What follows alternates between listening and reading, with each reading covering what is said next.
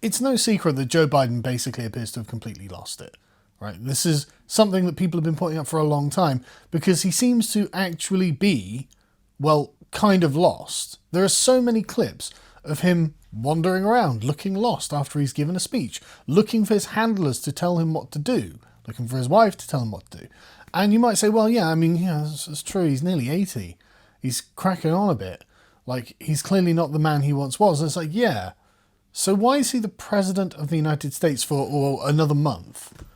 Like, why have we been subjected to a media and intelligentsia organization apparatus that has been busy telling us that no, Joe Biden is just fine and there's no problem with him being the president of the United States. He deserves the position that he has, most popular president ever, and he's completely compos mentis and is capable of fulfilling his executive function and won't, I don't know, in a fit of absolute senility start a war with Russia or anything, right?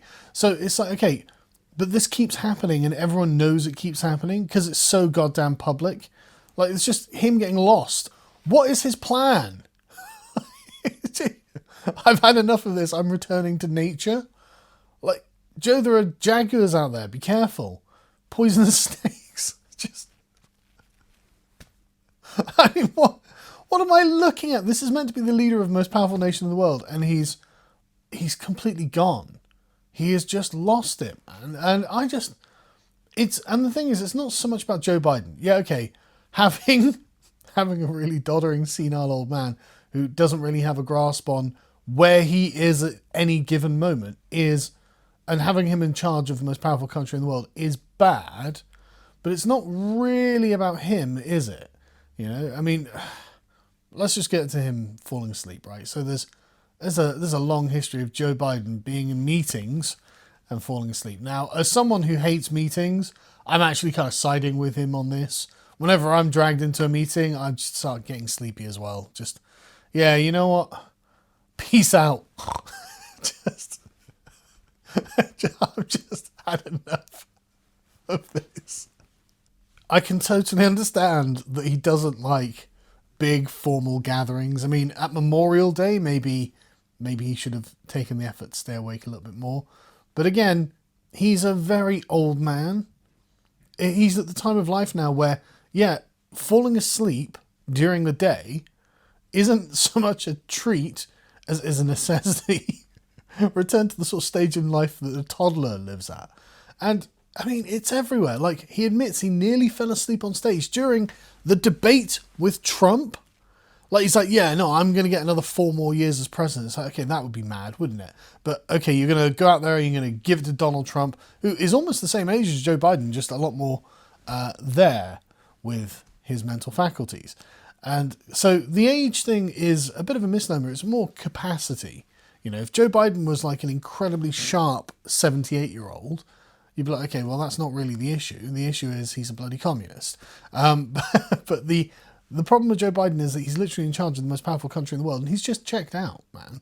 If he can nearly fall asleep during the debate for the next 4 years with Donald Trump, then where can't he fall asleep? It's like, President, Russia has declared war on us. I mean, it's comical. It's genuinely comical, but this is this is the guy in charge of the United States. Like, it should be comical. Let me put it that way. It should be comical. But this is something that he just keeps doing. He just, apparently, everyone was like, oh, he seems to have fallen asleep during the memorial ceremony for the victims of the Maui fire. And they were like, no, he didn't. No, he didn't. It's like, well, it was certainly on the table, wasn't it? It was certainly one of the range of likely possibilities that he would fall asleep, right? I mean, if we're just judging from, other things that he's done, falling asleep in public is something he does a lot. So, conservative pundits falsely claiming he fell asleep. Okay, maybe they are falsely claiming. I don't know in this case. Maybe he was just bowing his head in solemn remembrance of the victims. Or maybe he had nodded off. I mean, it's genuinely hard to tell, isn't it? Who can tell? But again, this whole thing has been sparked by the fact that he went to Africa, had to have a meeting.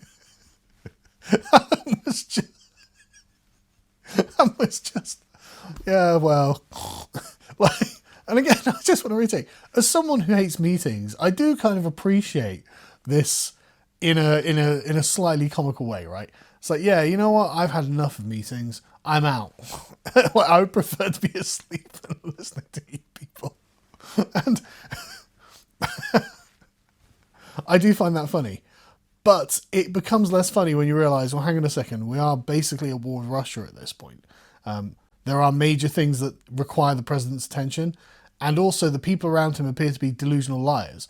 And that's really what the issue here is, isn't it? Like, it's one thing for Joe Biden to be a senile old man who gets lost in the Amazon and falls asleep at conferences. Again, there's something about that I can kind of respect. It's the people around him who are propping him up. I don't think Joe Biden did all of this himself, right? He has this team of, well, people, middle-aged women, who appear to be controlling everything that he does. And they seem to think that we're as stupid as they need us to be. Like, we can all see Joe Biden getting lost and falling asleep in public. And they're like, mental fitness? Joe Biden's why would you even be asking about Joe Biden's mental fitness? It's like, well, it's because he's currently asleep. That's why. Like, or do you even know where he is? Has he gone lost on the White House lawn again? Like, the fact that they're going to brazenly lie to your face about what is obviously a man in decline, and again, to be honest, we can be sympathetic towards that, even if obviously politically I have no sympathy for Biden. And even if on a personal level you can be like, well, I read the Ashley Biden diary, I don't sympathise with him. Sure, we don't have to be like hyper-aggressively attacking Biden on this. Again, if anything, it's kind of funny. But it's the people around him. And my God, I'm so glad that Trump won. Just to be able to replace these incompetent buffoons. Like, you've got so many people as well. All of the media that's left-leaning was like, oh no, Biden's fine, you're just a conspiracy theorist. What are you, far right? It's like, what are you talking about? He's literally falling asleep and getting lost in public. And I'm supposed to be like, oh yeah, that guy's clearly compass mentis enough to be responsible for the American Republic and the position of the West in the world. Am I? Come on. And then when you look at the team that Donald Trump is assembling around him, you realise, my God, there is so much more competency in the Republicans at the moment than there is in the Democrats. Like, the Democrats are all quite useless. They've got a man who can't even stay awake long enough to deliver the speech or have the debate with Donald Trump. And then on the other side, you've got Trump and a bunch of people who have got an agenda. People who are like, no, I'm going to come in, I'm going to fix this. Give me control of, RFK getting the Health Bureau, or what, Kash Patel getting the FBI. They're like, no, I'm going to go in and fix this. I have a plan. Does anyone look at the Democrats and think, oh yeah, they've got a plan? Their plan is to make sure that Biden doesn't fall asleep giving an address. That's their plan. Their plan is not fix the United States. Their plan is just maintain our power for long enough. And that's what all of Kamala Harris's campaign was based on. They were literally like, what are you going to do? Well, I'm not Joe Biden. I'm not Donald Trump. Well, okay, but you're the vice president of Joe Biden's administration, and you are not offering us any solutions. And so understandably, Donald Trump won in a landslide. And the thing is, the public at large are well aware, they can see it. They can see that, hang on a second, why would these people put their names to Joe Biden? Like, why would they put their names to Kamala Harris? Kamala Harris can't seem to finish a sentence with any kind of flair or gusto or even deliver a reasonable point. And Joe Biden keeps getting lost and falling asleep. Why would we want those people in the administration, in the bureaucracy, to be in charge of the United States? And moreover, why do they want to be in charge? Like, I would much rather the sort of Trump guys who are like, no, I've got a plan, I'm going to come in, I'm going to fix this, I'm going to get this done, I'm going to get this done. And Trump's like, yeah, we're going to deport millions of illegal immigrants. We're going to make sure the border's secure. We're going to make sure that the Russian wars are over. We're going to make sure this happens, and this happens, and this happens. And then you've got the Biden regime who's just like, vote for us because they're bad. And it's like, okay, but are they bad? And you don't seem to have a plan. This is kind of crazy. And it seems that the totem at the very top of your organisation is completely checked out.